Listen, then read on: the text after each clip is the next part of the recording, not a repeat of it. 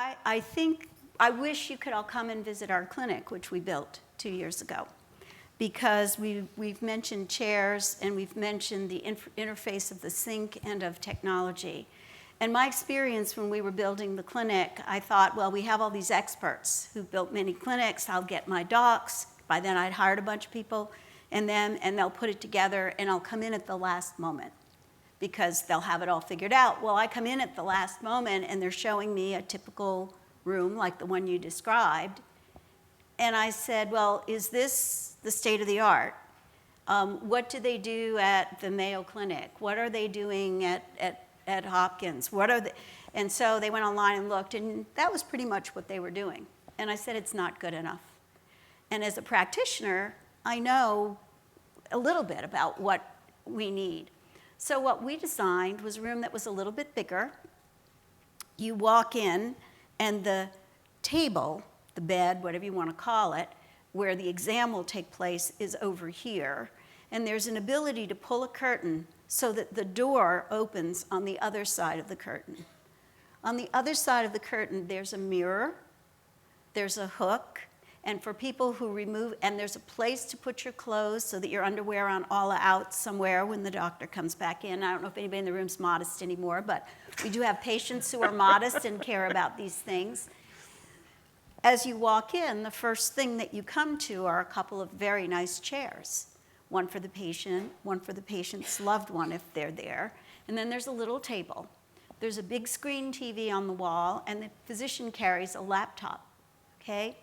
So when the physician comes in and the folks are sitting there right at the door, they trip over the patients. So the only thing they can do when they walk in is say hello and shake hands, because they go and sit on the other side of the round table. And then they're sitting on the other side of the round table, and you're the patient. And if you put your laptop up like this, you're talking to the patient. If you want to show the patient an x-ray, you put it up on the big screen. And then you're sitting next to the patient, and you're at doctor in Greek means teacher.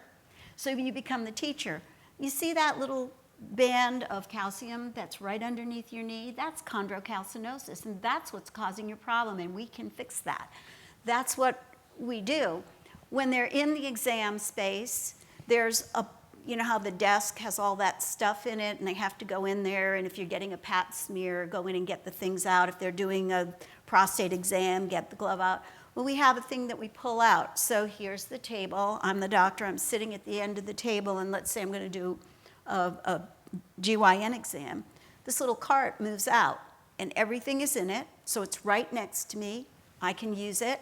When I'm done, I can push it back, and in between each visit, the technicians come in and make sure the cart is fully supplied.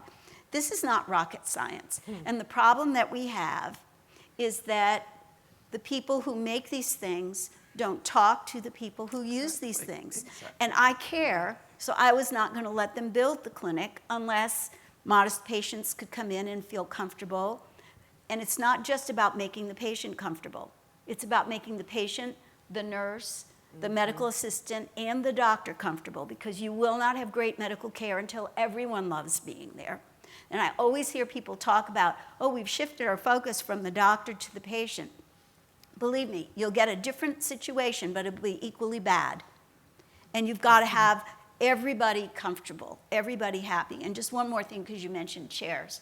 So the building you saw, the medical school, you know there are lots of chairs in there. We have chairs in all the lecture halls. We have chairs in all the offices. We have little sofas in the hallways. I mean, there are chairs everywhere.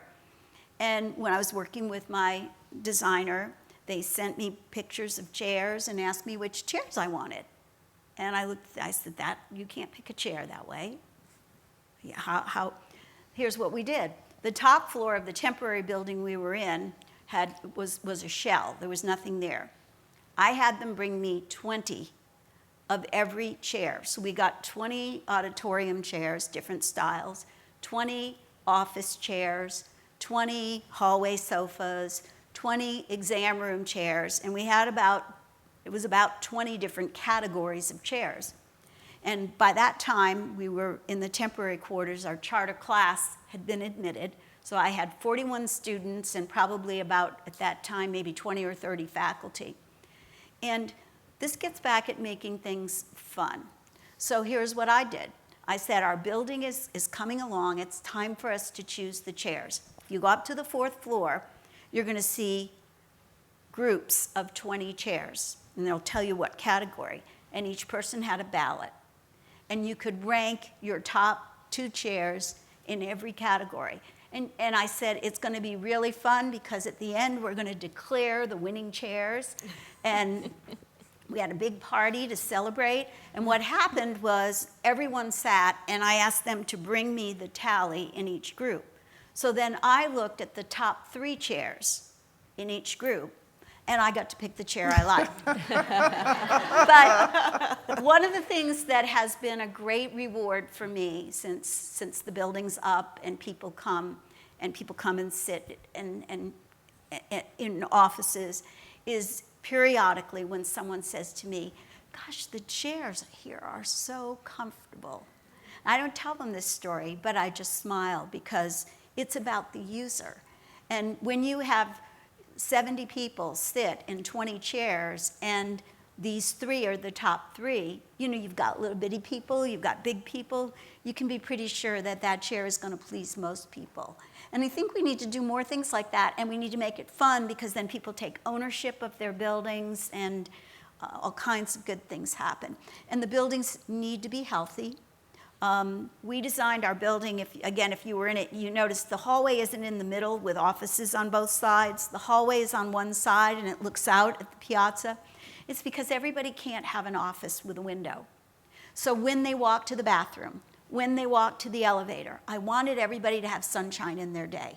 So the hallway is a sunshine place because we can't give everybody a window. And then the sunshine in that hallway, Florida's hot. There are times during the year when you do not want to go for your run or your walk outside, and it rains. You don't want to go outside when that's happening. After we got the building up, I decided that the building would become an indoor track. That was part of the design.